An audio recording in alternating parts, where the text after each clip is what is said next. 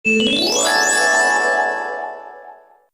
hapon mga kachoy, no, siguro panahon na para sa pagtubag sa mga tao nga sige pangutana or sa mga kaubanan kung anong sige absent lately. Ang rason jud nga nung nagsigig absent cause sa una man god muna mo mga pangandoy nga gusto makabot nga gusto mi magbanding-banding mi whole family nga na mi kabandingan nga lugar. So muni usa sa among mga dream nga hinahinay na namo kabot na achieve na namo.